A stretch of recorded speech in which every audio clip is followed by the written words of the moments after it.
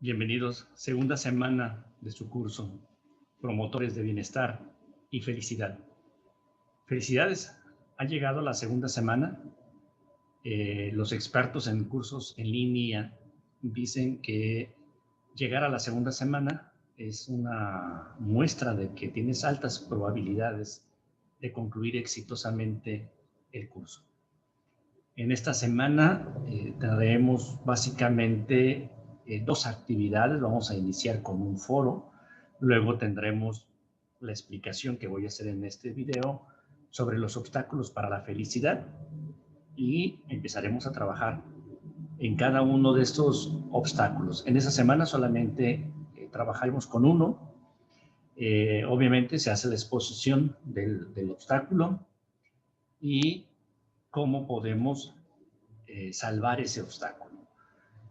Y así sucesivamente, cada semana habremos de abordar dos obstáculos y dos actividades que esperemos se vayan convirtiendo en hábitos para que poco a poco queden muy bien afianzadas las prácticas y los hábitos que impiden en lo general lograr una felicidad. Vamos a iniciar con la presentación que he preparado para este caso y podríamos decir que en este video vamos a hablar de la felicidad y les dejo el hashtag que he usado desde hace algún tiempo en mis publicaciones de Facebook, en Instagram. Seguramente van a encontrar algunas cosas interesantes, algunas que he posteado y otras que he reenviado con este hashtag de Hablemos de la Felicidad.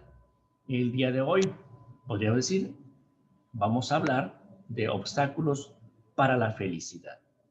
¿Qué voy a hacer a continuación? Voy a presentarles algunas ópticas sobre los obstáculos. Al final de cuentas se van a poder percibir ustedes que hay distintas miradas para muchos problemas en comunes. Entonces vamos a ir de las distintas escuelas, desde los distintos autores, abordando lo que ellos consideran que afecta el que las personas sean felices. Y al final vamos a abordar al autor que es el guía de este curso a partir de esta segunda semana. Entonces, se ha observado en el mundo que crece la infelicidad, a pesar del desarrollo económico, a pesar del desarrollo científico.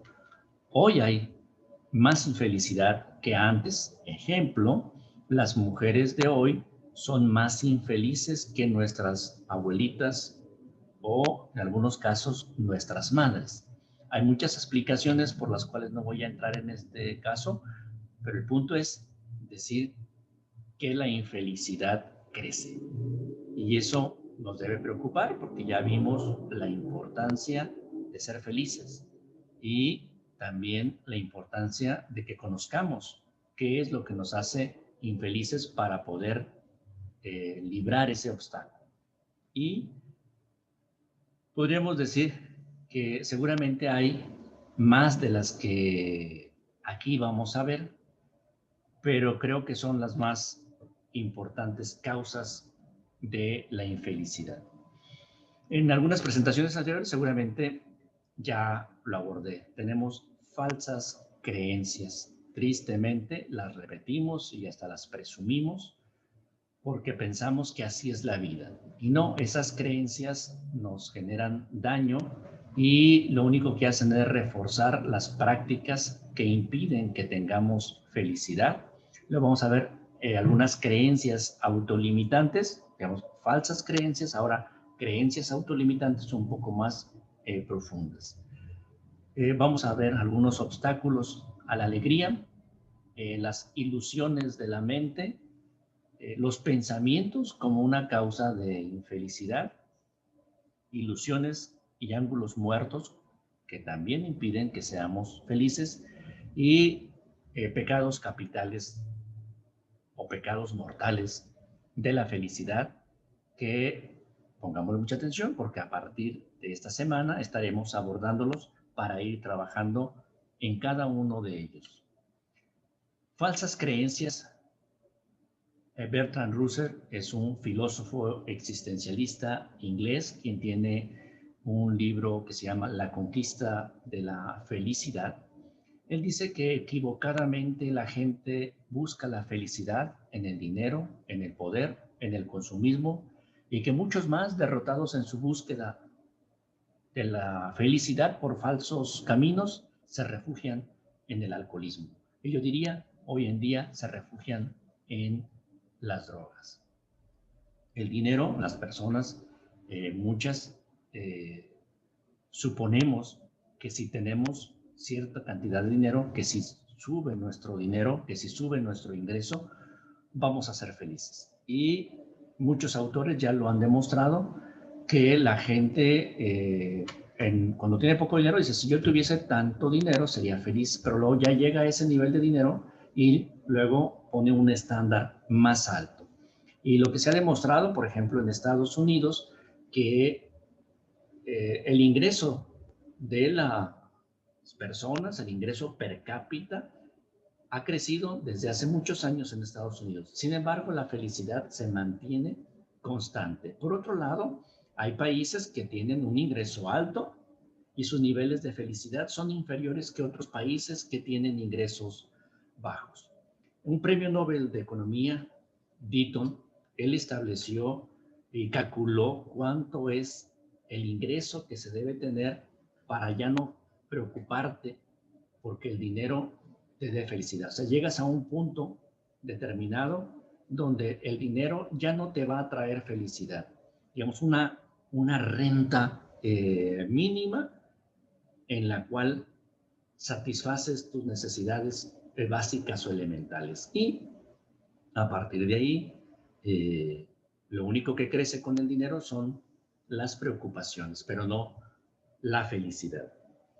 Otra falsa creencia es el poder. Las personas creemos que si tenemos poder, vamos a lograr la felicidad. Y para mí es una de las trampas más peligrosas, porque ahí reside en gran parte la infelicidad de un gran sector de la población en México. Cuando tú quieres poder, lo quieres demostrar, quieres poner evidencia de que tú eres el que puedes. Y cuando tu poder se pone en tela de juicio, se genera la crisis de poder. Y con la crisis de poder hay una de dos. O reaccionas de forma violenta o te derrotas. En el cuadrante de la importancia de la felicidad, ahí lo abordamos. La gente que reacciona de forma violenta, pues hace daño, genera violencia. Y hay una violencia en particular que a mí me ha preocupado siempre.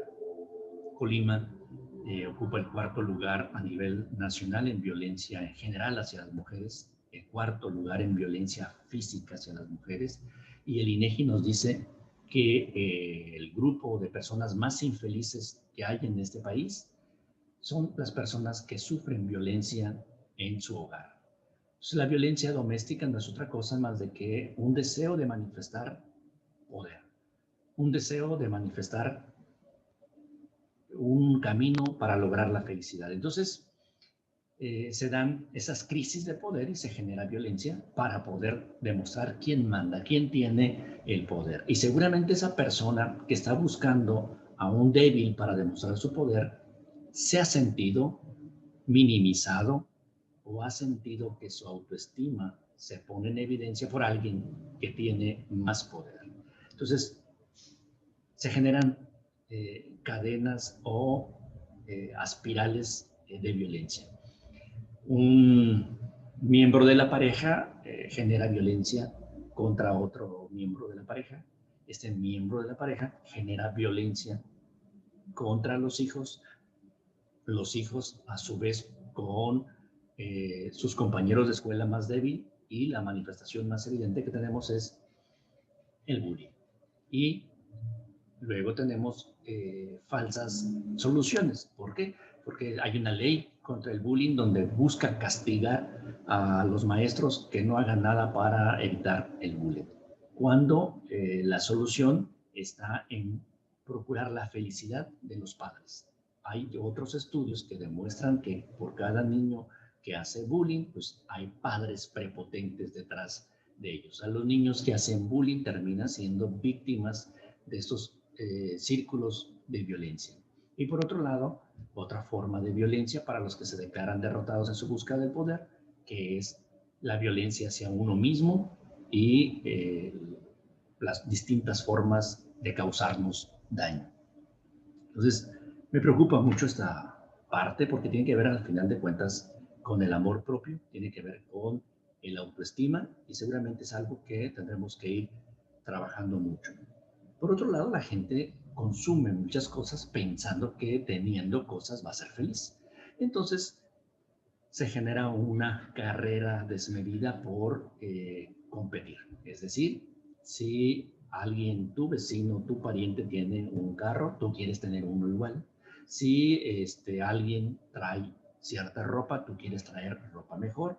Si alguien compró casa, vas a querer tener una casa, no tan solo, no solo porque tú quieras tener satisfecha la necesidad, sino porque detrás de ese deseo de compararte hay el tema de la envidia.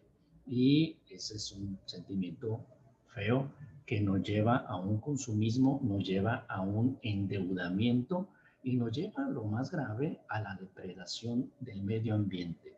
Es decir, comprar cosas para desechar. Compramos cosas que no necesitamos con dinero que no tenemos para impresionar a personas que ni les importa. Dice Bucay, un psicólogo argentino. Entonces, buscamos, dice Bertrand Russell, equivocadamente la felicidad en el dinero, en el poder, en el consumismo, y derrotados en esa falsa búsqueda nos refugiamos en el alcohol, yo diría, nos refugiamos en las drogas, dañamos el medio ambiente, dañamos a nuestros seres queridos y terminamos endeudados con las instituciones de crédito y con cosas que ni nos sirven y que tristemente no nos generaron felicidad. Estos dos psicólogos norteamericanos, George Pratt y Peter Lambert, tienen un libro que se llama El Código de la Felicidad. Ellos dicen que tenemos falsas creencias, desafortunadamente arraigadas en el inconsciente. Ellos dicen que nuestras creencias autolimitantes son: no estoy a salvo, no valgo nada, estoy indefenso, no merezco que me quieran, no puedo confiar en nadie, soy malo y estoy solo. Esto es un común denominador que ellos han encontrado en sus estudios, pero además lo que ellos dicen que es preocupante es que no somos conscientes.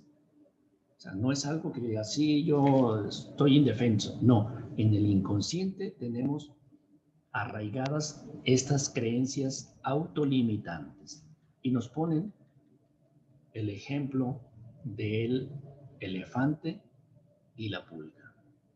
¿Sí? La pulga se sube al elefante y le dice: el elefante, llévame a la playa. Y el elefante toma rumbo a la montaña. En la montaña le dice: llévame al valle. Y el elefante hace lo que su instinto le manda. No hay forma de que una pulga domine a un elefante, dicen George y Peter.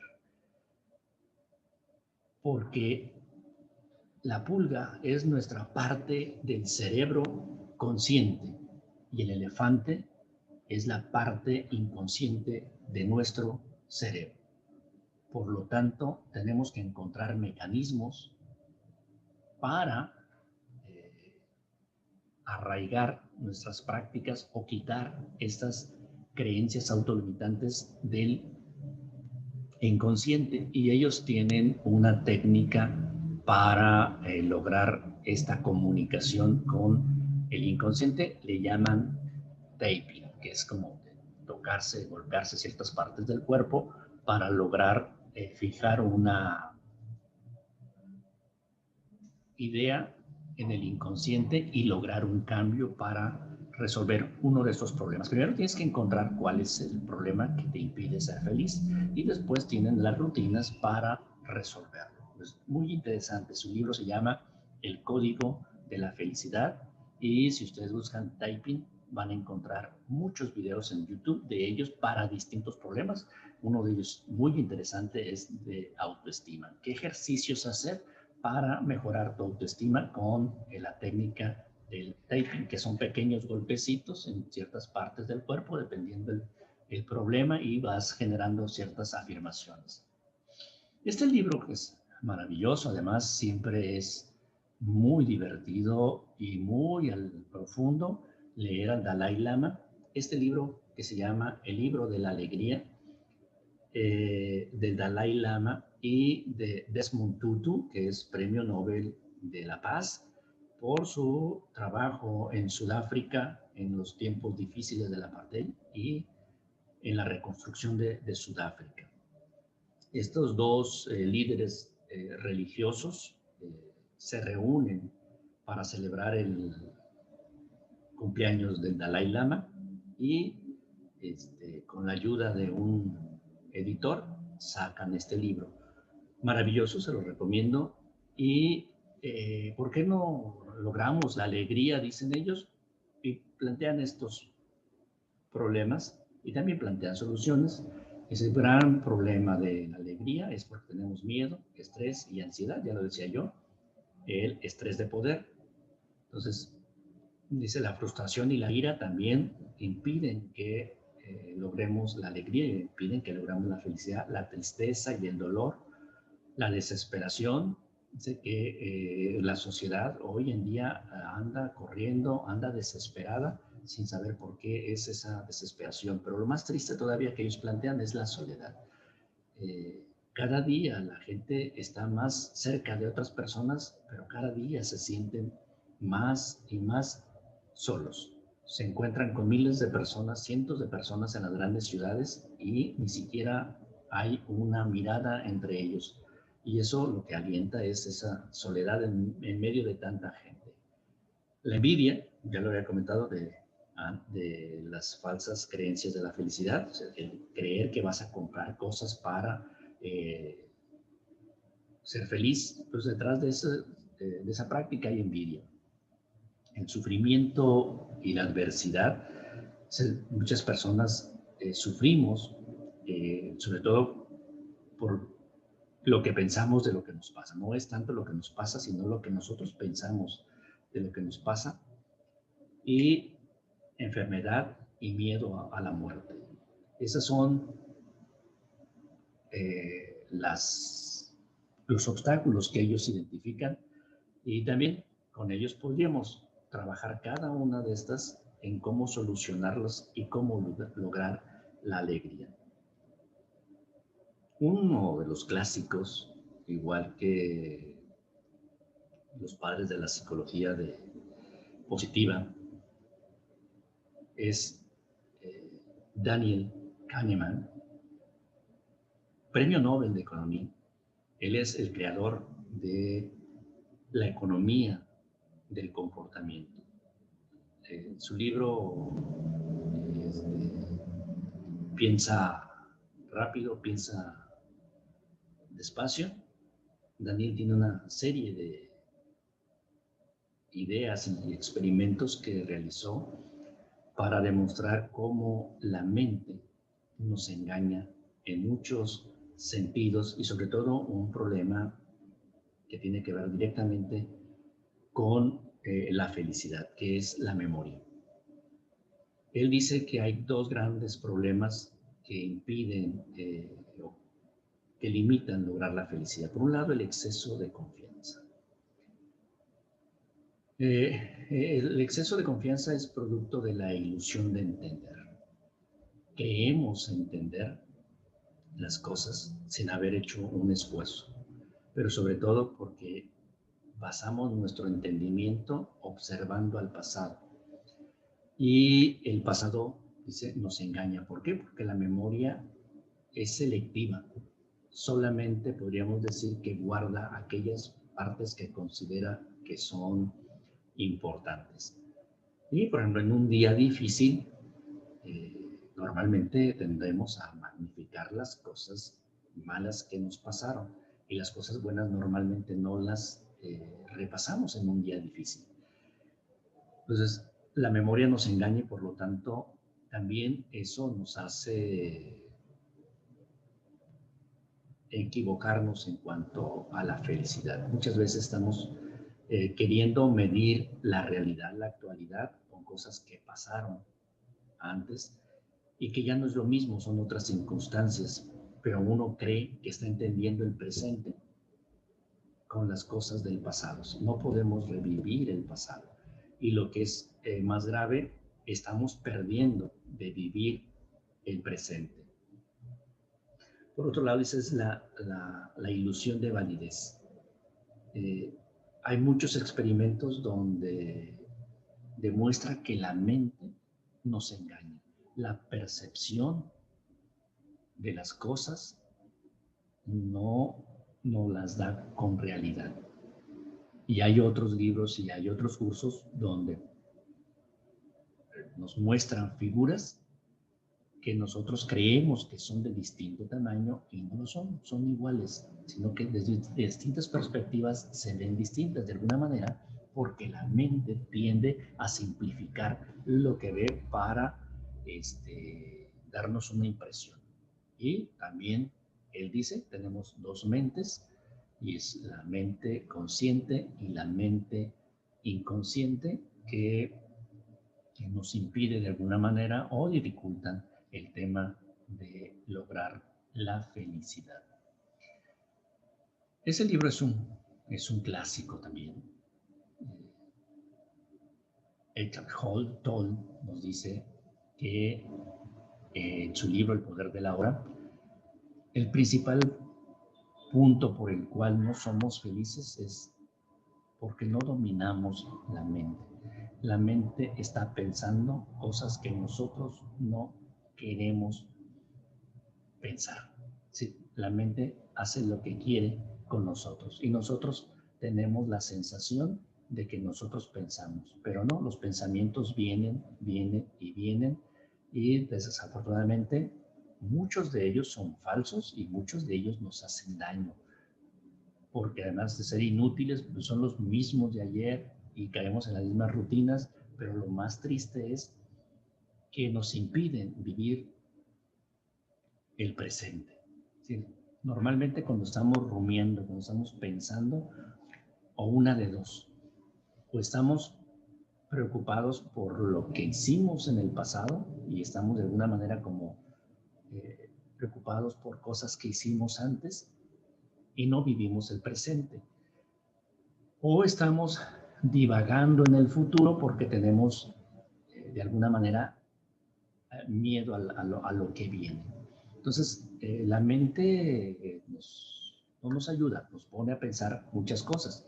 Y lo más grave es que no es lo que nosotros decidimos pensar, sino que te llegan miles y miles de pensamientos y sobre todo te distraen, evitan que tengas conciencia de lo que está pasando. Entonces, la mente, las emociones magnifican lo que la mente hace, digamos, es un pensamiento con una emoción se convierte en una reacción del cuerpo que te lleva a un sufrimiento. Ese sufrimiento te genera miedo, pero sobre todo está apegado en el ego, nos lleva a una negatividad y esa negatividad está porque no estamos viviendo el tiempo presente. El tiempo siempre, los pensamientos y las preocupaciones son en el pasado o son en el futuro. Es un libro muy interesante y Mo, ingeniero, con su libro El algoritmo de la felicidad, nos dice que la felicidad está en función de lo que nos pasa y lo que nosotros esperamos de lo que nos pasa. Si ustedes recuerdan, les decía que la felicidad es una adecuada relación con lo que nos rodea. Es decir, tiene que ver lo que nos rodea con lo que nosotros esperamos de lo que nos rodea. Entonces, si nuestras expectativas del entorno, es decir, de las personas que están a nuestro alrededor o de lo que nos pasa, son distintas a lo que pasa, nos va a dar infelicidad. Entonces,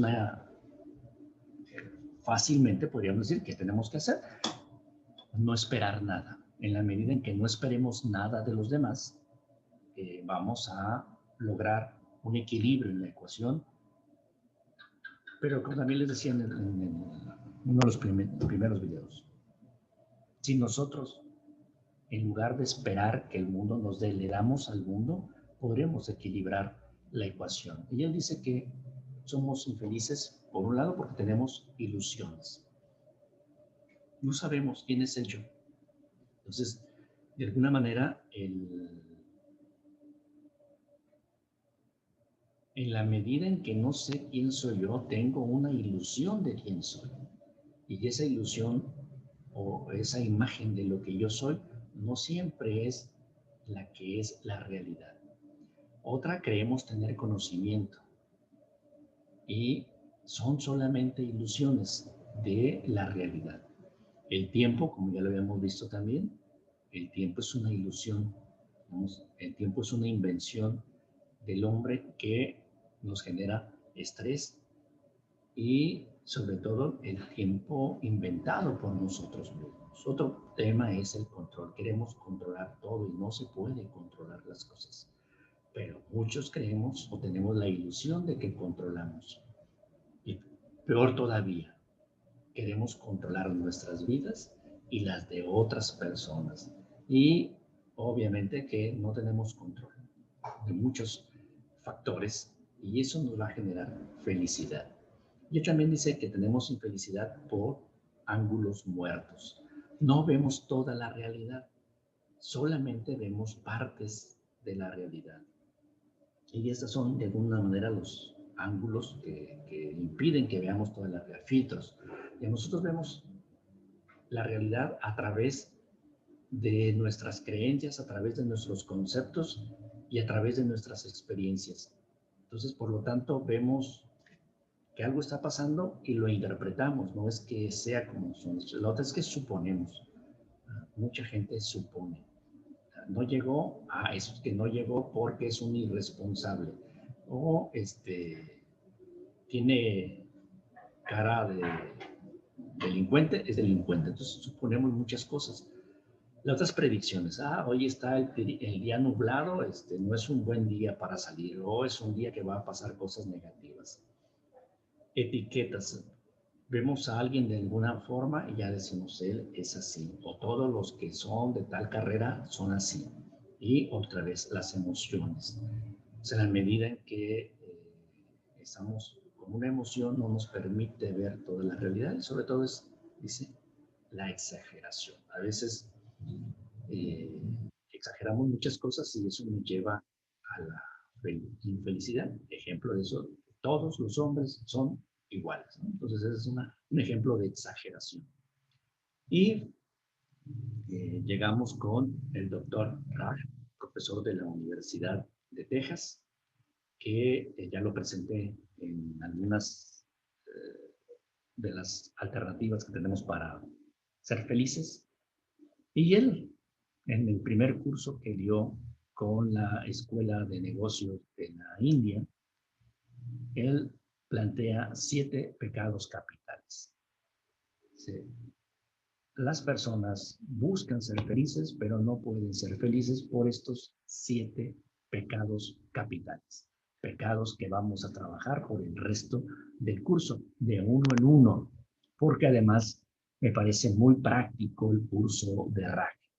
Te plantea el pecado, te plantea el hábito y las posibles prácticas que podemos hacer para eliminar este obstáculo. El primero, dice, hay una devaluación de la felicidad.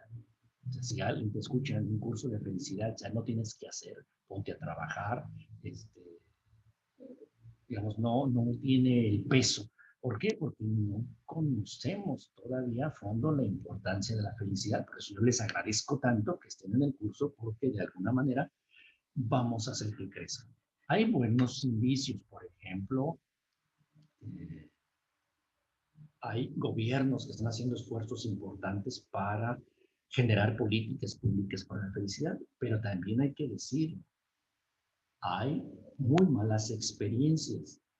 Venezuela tiene una Secretaría de la Felicidad y pues es un país que no ha ofrecido alternativas reales para que crezca la felicidad. Hay también algunos intentos interesantes por obtener el Producto Interno Bruto en términos de felicidad, ya no de dinero, sino el PIB de la felicidad. Y Bután, por ejemplo, el reino de Bután tiene cosas interesantes desde hace mucho tiempo para valorar la felicidad. Hoy en día las empresas empiezan a tener la gerencia de felicidad, el departamento de felicidad, pero todavía falta mucho por hacer. Hay grandes temas que no los hemos tocado de salud mental y que poco a poco las instituciones están tomándolo en cuenta. Los objetivos de desarrollo sostenibles de la ONU, por ejemplo, la sociedad civil plantea un objetivo 18 donde entra el tema de felicidad. Sentimiento de superioridad. Este es un gran problema para la felicidad. ¿Se acuerdan que decíamos que la gente quiere poder? Aquí está, este es el pecado. Si tú sientes que eres más que los demás, vas a querer demostrarlo. Y esa es la forma equivocada de buscar la felicidad con el poder. Entonces, ese sentimiento de superioridad lo que luego trae es un sentimiento de inferioridad. ¿Por qué? Porque tienes un problema de autoestima, es decir, tienes un problema de amor propio. El tercero es un tema que yo he trabajado en otras conferencias que me gusta porque creo que es fundamental. Problemas con el amor, le he llamado yo, y dice que las personas tienen dos alternativas que no conducen a la felicidad. ¿Eres evasivo del amor o eres demandante de amor? Y es un problema de oferta y demanda. Si eres dependiente o eres demandante de amor, vas a pagar un precio llamado dignidad. Y temas de violencia doméstica, temas de abuso sexual, temas de maltrato en la familia tiene que ver con una dependencia del amor. Es decir, hay quienes no tienen amor y demandan amor. Y en ese demandar amor pagan un precio muy alto que es cubierto con dignidad. Por otro lado, el evasivo. O sea, yo no necesito a nadie para ser feliz. No necesito de amor. Yo por sí solo puedo lograr la felicidad. Y está demostrado que nadie puede vivir en soledad. Decía el filósofo que un hombre aislado o es un semidios o un semibestia. Entonces tenemos que buscar aquí construir relaciones de apego seguro. Es decir, donde alguien va con amor a ofrecer para producir amor en el otro y el otro también tiene y pone una parte de amor para ofrecérsela al otro y entre los dos construyen esa relación, digamos, de crecimiento y no de sumisión de la otra parte. Los controladores. Cuando queremos controlar las cosas, vamos a tener problemas con la felicidad. Entonces, si tú eres un obsesivo controlador, vas a tener problemas. Seguramente conocen muchas personas así, que quieren controlar todo, quieren ser perfectos y no siempre tienen mucha felicidad. Desconfianza y desconfianza en la vida. Si no confías, va a ser difícil que tengas una buena relación con los demás. Te puede llevar incluso a ser un evasor del amor. Si no confías en los demás porque también tienes sentimientos de superioridad. Entonces, la realidad, los estudios nos han demostrado que podemos confiar más en la gente de lo que pensamos.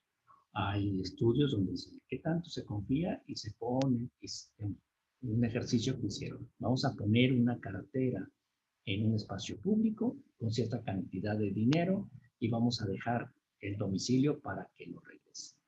Entonces dejamos 100 carteras y les preguntaron a las personas cuántas crees que lo van a regresar. Pues la gente, hagan de cuenta que decía, pues lo van a regresar 30. Y resulta que lo regresaban 40. Por lo tanto, se puede confiar el doble o más del doble, dependiendo de unas culturas, en la gente. ¿Y dónde hicieron el estudio? Pues primeramente lo hicieron en Canadá. Ah, no, es que Canadá es otra cosa. Allá la gente sí es de confianza. Entonces hicieron el estudio en otros países, Colombia, África, y siempre dio un resultado con la misma tendencia. Se puede confiar más en la gente de lo que la gente cree que se puede confiar. Entonces, tenemos que aprender a generar confianza en nosotros mismos y también en la gente. Y el otro, tener confianza en la vida en general, no tan solo en las personas, sino en la vida en general. Tenemos que confiar que la vida en general nos va a traer más cosas buenas que cosas malas. Y el séptimo pecado, que para mí es clave, el más difícil seguramente, es el desconocimiento de la fuente interna de felicidad, que es la conciencia plena. Y no es otra cosa más de que el control de los pensamientos, el control de la mente, y que se logra a través de la meditación, a través de la yoga, y pareciera el camino más largo, pero el de mayor rendimiento. Entonces, son muchos los obstáculos, pero todos estos obstáculos tienen alternativas, tienen hábitos o tienen una contraparte que nos puede llevar a la felicidad. Esa es la parte interesante y rica de Raj, que Raj nos da prácticas para ser felices. Pudiésemos recurrir a otras técnicas como la hipnosis o regresiones, buscar, porque dicen, somos el producto del pasado, pero también hacer cosas, ponernos a trabajar en el presente, nos puede llevar a resolver esos obstáculos. Y de entrada es una actitud para cambiar, que no es fácil. También se requiere de técnicas para cambiar, se requiere de dar pasos decididos, se requiere constancia, pero sobre todo se requiere una mente abierta para poner en práctica los ejercicios que se plantean. Entonces, es importante que hablemos de la felicidad, pero es más importante que construyamos la felicidad paso a paso. Muchas gracias por su atención y espero recibir sus dudas, sus comentarios, sus sugerencias, pero sobre todo sus experiencias de cómo les va poniendo en práctica los ejercicios, cómo les va con las mediciones de la felicidad. Muchas gracias.